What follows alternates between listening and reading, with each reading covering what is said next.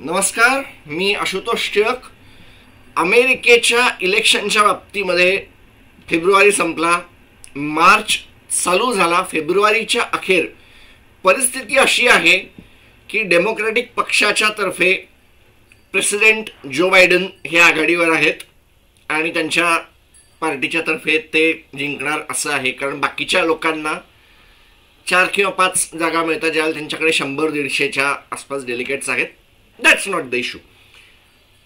Republican पक्षामध्ये गंमत अशी झालेली आहे की ज्यांनी ड्रॉपआउट केलं आहे अशा लोकांना पण डेलिगेट्स मिळणं चालू आहे.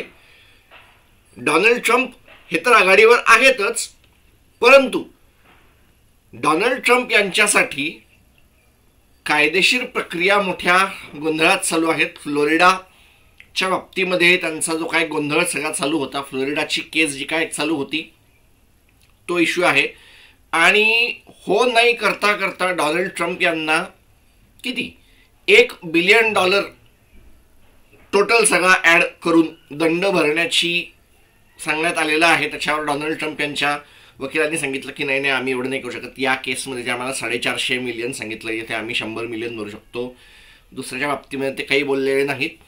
आणि गॅग ऑर्डरचा अपमान केल्याप्रकरणी, गॅग ऑर्डर म्हणजे असं असतं की ज्यावेळेला कोर्ट चालू असतं, कोर्टाची प्रोसेस चालू असते, त्यावेळेला तुम्ही त्या प्रोसेसच्या अगेन्स्ट काही बोलू नाही शकत. कोर्टातले ज्यांचे जे काम करणारे असतात, वकील जे असतात, त्यांच्या अगेन्स्ट काही बोलू नाही शकत तुम्ही. आणि कोर्टाचं कामकाज करणारे जे प्यून असतात किंवा तिथे कोर्टाची जी सिस्टीम असते त्याच्या अगेन्स्ट तुम्ही काही बोलू नाही शकत. डोनाल्ड ट्रम्प या माणसाला हे कठीण गेलं आणि काही कारण नसताना त्यांना अगदी भरपूर त्याच्यावर देखील दंड भरावा लागला.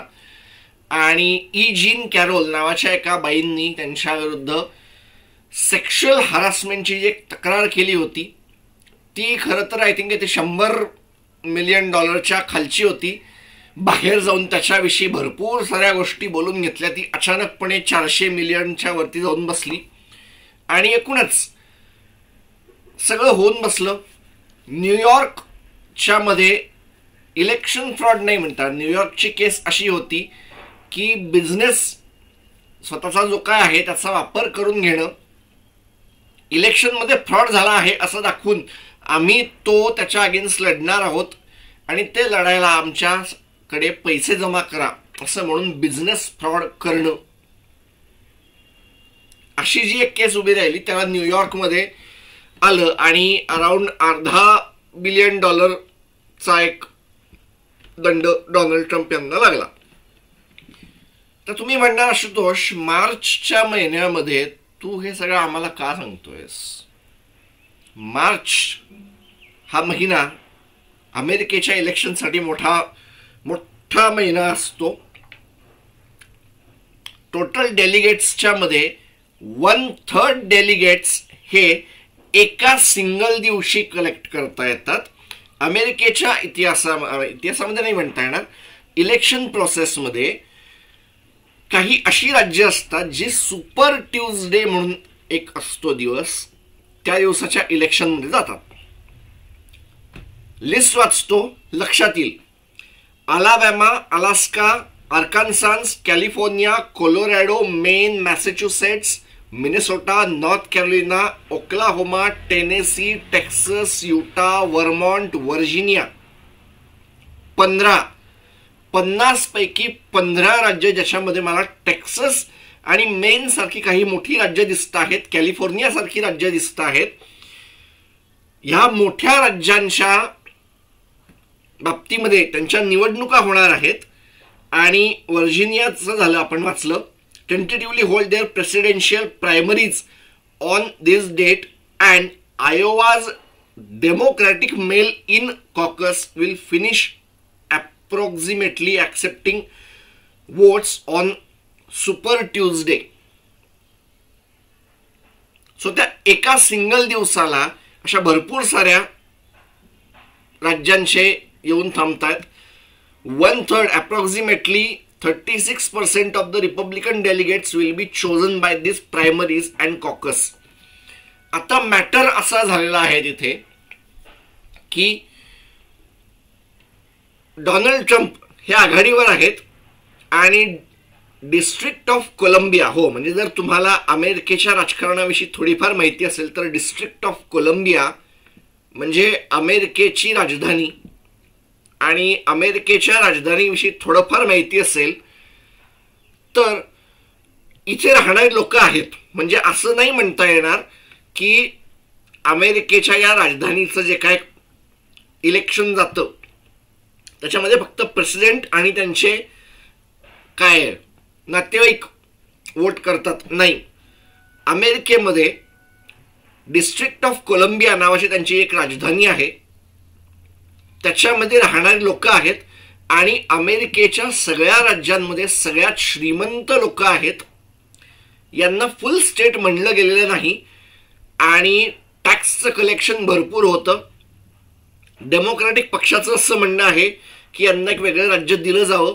त्याचं कारण आहे की या ठिकाणाहून ज्या ज्या वेळेला इलेक्शन झालं आहे 96% मतदान हे डेमोक्रॅटिक नॉमिनीसाठी गेलेलं आहे.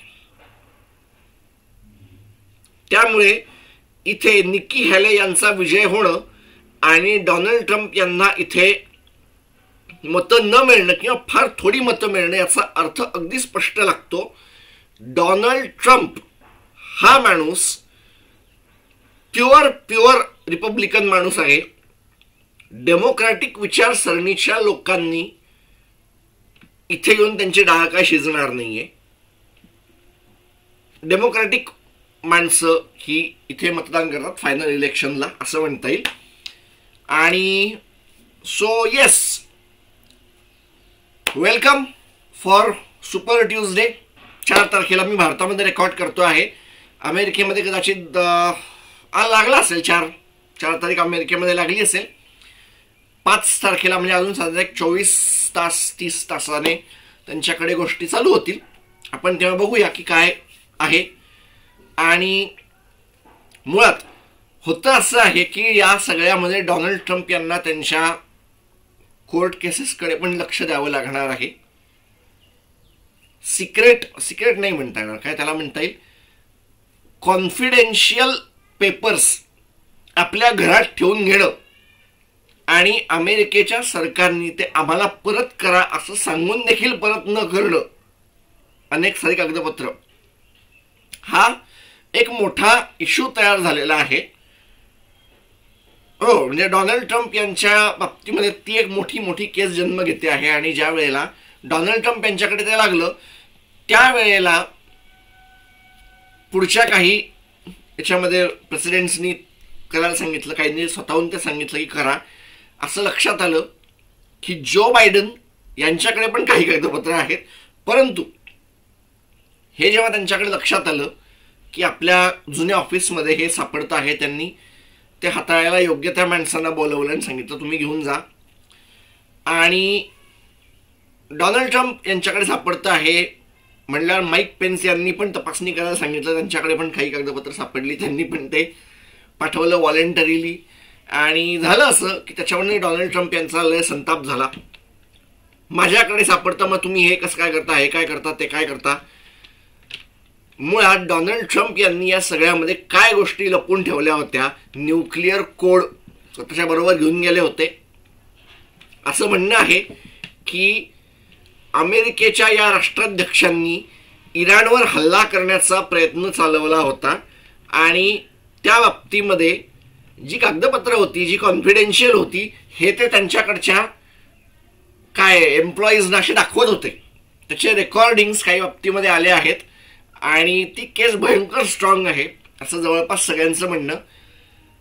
त्याच्यापेक्षा एक स्ट्रॉंग केस आहे. 6 जानेवारी 2021 आपल्याच देशाच्या संसदेवर, आपल्याच देशाच्या सिस्टीमवर हल्ला करून आपलं स्वतःचं बाहेर चाललेलं सरकार असंच्या असं टिकवून ठेवण्यासाठी मदत करणं किंवा ते करायला भाग पाडण्यासाठी डोनाल्ड ट्रम्प यांनी जे काय करवलं, ती केस फार स्ट्रॉंग आहे.